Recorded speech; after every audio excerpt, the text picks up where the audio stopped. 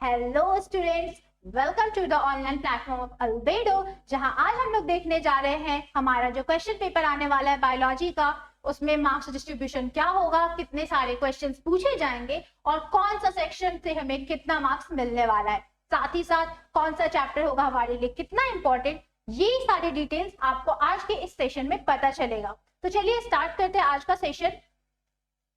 सबसे पहले जो हम लोग को देखना है वो है कि हमारा यूनिट वाइज डिस्ट्रीब्यूशन कैसे है मार्क्स का। ठीक है, आपको पता होगा कि आपका जो रिटन एग्जाम है वो होने वाला है 70 मार्क्स का, आपको यहाँ पे दिख रहा है, और ये 70 मार्क्स कुछ इस तरह से डिवाइडेड है सारे यूनिट में। तो आपको इस पिक्चर से क्लियर हो गया होगा कि सबसे ज्यादा जो क्वेश्चन पूछा जाने वाला है वो है जेनेटिक्स से। तो आपको इस चीज का ध्यान रखना है कि जेनेटिक्स का सवाल आप लोग अच्छे तरीके से रिवाइज कर लो, जेनेटिक्स को अच्छे से पढ़ लो, स्पेशली जो मेंडल्स के लॉज हैं उसका सारा डिटेल आपको पता होना चाहिए, मेंडल्स के लॉ आपको याद होने चाहिए, और उसने जो जो एक्सपेरिमेंट्स किया है और क्यों किया है। ठीक है, एक्सपेरिमेंट्स में उसने अगर कोई स्पेसीज को उठाया है तो वो आखिर उसका क्या रीजन है ये भी आपको पता होना चाहिए। नेक्स्ट नंबर पे हमारा रिप्रोडक्शन का चैप्टर, आपको पता ही है कि इसमें सबसे ज्यादा जो क्वेश्चन पूछे जाते हैं वो है हमारा फ्लावरिंग प्लांट्स या फिर जो ह्यूमन का रिप्रोडक्टिव सिस्टम है। तो आपको ह्यूमन का रिप्रोडक्टिव सिस्टम अच्छे से पता होना चाहिए, साथ ही साथ स्पर्म का फॉर्मेशन कैसे होता है, क्या होता है oogenesis, और साथ ही साथ पोस्ट फर्टिलाइजेशन फेज क्या होता है, मेंस्ट्रुएशन साइकिल क्या होते हैं, ये सारे डिटेल्स आपको पता होना चाहिए। थर्ड रैंक पे आता है हमारा बायोलॉजी इन ह्यूमन वेलफेयर और साथ ही साथ बायोटेक्नोलॉजी। ये दोनों यूनिट भी उतना ही ज्यादा इंपॉर्टेंस रखता है क्योंकि ये दोनों यूनिट मिला के आपको मिलेंगे 24 मार्क्स। और लास्ट पे है हमारा इकोलॉजी, मगर इसको भी बच्चे साइड नहीं करेंगे क्योंकि ये भी आपको 10 मार्क्स दिलाएगा। ठीक है, चलिए अब हम लोग देखेंगे, ये तो जो हम लोगों ने देखा वो था यूनिट वाइज डिस्ट्रीब्यूशन। अब हम लोग स्टार्ट करते हैं चैप्टर वाइज डिस्ट्रीब्यूशन, आखिर हमारे लिए किस यूनिट का कौन सा चैप्टर कितना इंपॉर्टेंट होगा। तो सबसे पहले अगर आप देखो तो यहाँ पे है फ्लावरिंग प्लांट नंबर 1 पे, सेकंड पे आता है आपका ह्यूमन रिप्रोडक्शन। जैसा कि मैंने पहले भी बताया है कि जो रिप्रोडक्टिव पार्ट हो प्लांट्स में और ह्यूमन में, इन दोनों का डिटेल्स आपको पता होना चाहिए, और क्या ये पूरा प्रोसेस होता है इससे भी क्वेश्चन पूछे जा सकते हैं। जब बात करें हम लोग रिप्रोडक्टिव हेल्थ की, तो रिप्रोडक्टिव हेल्थ में क्या होता है, रिप्रोडक्टिव हेल्थ में होता है कि जितने भी आपके कॉन्ट्रासेप्टिव मेजर्स हैं वो कितने टाइप्स के होते हैं, और आपको वो जो कॉन्ट्रासेप्टिव डिवाइस है वो किस तरीके से हेल्प करते हैं आपका प्रेगनेंसी को प्रिवेंट करने में। तो आपको सबका रोल एग्जैक्टली पता होना चाहिए, ऐसे बस नाम याद करने से नहीं होगा, उसका फंक्शन आपको जरूर पता होना चाहिए कि बिफोर ओव्यूलेशन कौन प्रिवेंट करता है, आफ्टर ओव्यूलेशन कौन प्रिवेंट करता है। नेक्स्ट जो हमारा है वो है जेनेटिक्स से रिलेटेड चैप्टर। मैंने बोला ही है कि मेंडल्स के लॉज बहुत इंपॉर्टेंट है, और साथ ही साथ जितने टाइप के क्रॉस मेंडल ने बताए हैं उसमें जो फिनोटाइप है, आपका जो जेनोटाइप है, ये आपको पता होना चाहिए। आपको पता होना चाहिए कि रेशियो कैसे निकाला जाता है, क्योंकि एग्जाम में इससे रिलेटेड ही क्वेश्चन पूछे जाने वाले हैं। लास्ट हमारा इवोल्यूशन। इवोल्यूशन से बहुत ज्यादा क्वेश्चंस नहीं रहते, आपको यहाँ पे इसका मार्क्स भी दिख रहा होगा, इससे 4 मार्क्स के क्वेश्चन इससे आने वाले हैं। वही जो ये दोनों चैप्टर है जेनेटिक्स का, उससे आपको सबसे ज्यादा क्वेश्चन मिल रहा है, यानी कि टोटल आपको मिलने वाले हैं 16 मार्क्स। नेक्स्ट अगर हम लोग ध्यान दें तो आप देख रहे होगा कि ह्यूमन हेल्थ एंड डिजीज में 9 मार्क्स के क्वेश्चन आने वाले हैं। और क्यों आने वाले हैं तो मैं बता दूं कि इस चैप्टर में ऐड हुआ है 2 नया टॉपिक, जिसका नाम है डेंगू एंड चिकनगुनिया। जिन बच्चों ने भी इन 2 टॉपिक के बारे में नहीं पढ़ रखा है उन लोगों के लिए इस वीडियो के डिस्क्रिप्शन बॉक्स में एक लिंक डाला जाएगा, जिसको आप क्लिक करके आप वो वीडियो देख सकते हो। मैंने एक अलग सा वीडियो बना रखा है उसके लिए, आप लोग उसको जाओ और जरूर से जरूर देखो, क्योंकि जो नया टॉपिक ऐड हुआ है उससे आने के क्वेश्चन बहुत ही ज्यादा चांसेस है, इसीलिए इसका वेटेज भी इंक्रीज हो चुका है in comparison to microbes and human welfare. आपको दिख रहा होगा यहाँ पे कि बस 3 मार्क्स का आने वाला है।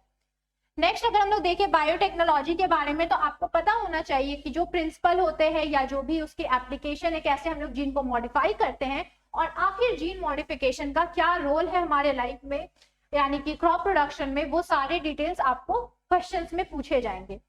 नेक्स्ट अगर हम लोग बात करें तो आपको पता होगा कि ये जो लास्ट का यूनिट है आपका, इससे इस बार बहुत सारे टॉपिक्स डिलीट किए गए हैं, इसीलिए इस यूनिट का जो वेटेज है वो हो गया है कम। तो जब भी आप पढ़ने बैठो तो मेक श्योर कि आपको सिलेबस का बहुत अच्छे से आइडिया हो, और जिन बच्चों को सिलेबस अभी तक नहीं पता है, या जिन बच्चों ने अच्छे से बुक नहीं कवर किया है, या जो ओल्ड एनसीईआरटी फॉलो कर रहे हैं, उन लोगों के लिए एक अपडेटेड सिलेबस पे छोटा सा वीडियो लेकर के हम जरूर आएंगे, जिसमें आपके पास सारा डिटेल्स होगा। जिन लोगों के पास न्यू एनसीईआरटी है उन लोगों में ऑलरेडी अपडेटेड है, पर ओल्ड एनसीईआरटी वाले बच्चे पहले सिलेबस देखें, उसके बाद वो लोग पढ़ना स्टार्ट करें। ठीक है, अब जो हम लोग ये तो था हमारा सारा मार्क्स डिस्ट्रीब्यूशन की कौन सा चैप्टर कितने इंपॉर्टेंट है हमारे लिए। लेकिन अब हम लोग को देखना है कि हमारा क्वेश्चन पेपर आखिर किस तरीके से डिवाइड होगा। ठीक है, तो अगर हम लोग देखें तो जो क्वेश्चन पेपर है वो हमारा डिवाइड होने वाला है टोटल 5 सेक्शन में, A B C D E, और आपको दिख रहा होगा कि मार्क्स भी उसी तरह से आपका इंक्रीज कर रहा है। यानी जो सेक्शन A है वो होने वाला है 1 मार्क्स का। अगर ये 1 मार्क्स का क्वेश्चन है बच्चे, तो ऑब्वियस है ना कि इसमें पूछे जाएंगे ऑब्जेक्टिव क्वेश्चन। हाँ, इसमें आपके असर्शन रीजन भी आएंगे, और असर्शन रीजन में क्या है ना कि आप स्टेटमेंट तो आइडेंटिफाई कर लोगे कौन सा सही है और कौन सा गलत, लेकिन क्या उसका क्लियर एक्सप्लेनेशन है या नहीं, इसके लिए आपको एनसीईआरटी बहुत अच्छे से पढ़ना होगा ताकि आप लोग आंसर आइडेंटिफाई कर सको। नेक्स्ट हमारा सेक्शन बी और सेक्शन सी होने वाला है सब्जेक्टिव क्वेश्चन। इसमें आपको या तो पार्ट में क्वेश्चन पूछे जाएंगे या फिर सिंपल क्वेश्चन रहेंगे, जिसमें आपको बहुत ज्यादा दिमाग लगाना नहीं है, सिंपली आंसर करना है। दिमाग आपको लगाना कहाँ है, तो लगाना है सेक्शन डी में। हमारा सेक्शन डी जो है वो है case study based question. Case study में आपको एक पैसेज दिया रहेगा जिसमें आपको एक केस डिफाइंड होगा, और फिर उससे रिलेटेड क्वेश्चंस आपसे पूछे जाएंगे। तो इसके लिए आपको चैप्टर्स का अच्छा नॉलेज होना चाहिए। और मैं बता दूं कि केस स्टडी बेस्ड क्वेश्चन आपके पूछे जाने वाले हैं 2, और इस 2 में से बहुत हाई चांसेस है कि एक क्वेश्चन आपका जेनेटिक्स से जरूर रहेगा। तो मेक श्योर कि मेंडल्स को एकदम अच्छे से रट के जाना है, मेंडल्स के लॉज को। ठीक है, और फिर लास्ट आता है हमारा सेक्शन ई। सेक्शन ई होने वाला है हमारा लॉन्ग आंसर क्वेश्चन, और लॉन्ग आंसर क्वेश्चन हमेशा पार्ट्स में डिवाइडेड होते हैं, और हर पार्ट का अपना अलग एक वैल्यू होता है, अलग एक मार्क्स कैरी करता है। ऐसा नहीं होता कि सिंगल लाइन का क्वेश्चन होता है, ये पार्ट्स में डिवाइडेड होते हैं, और आपको हर पार्ट का आंसर देना है, तभी आपको मिलेंगे फुल मार्क्स।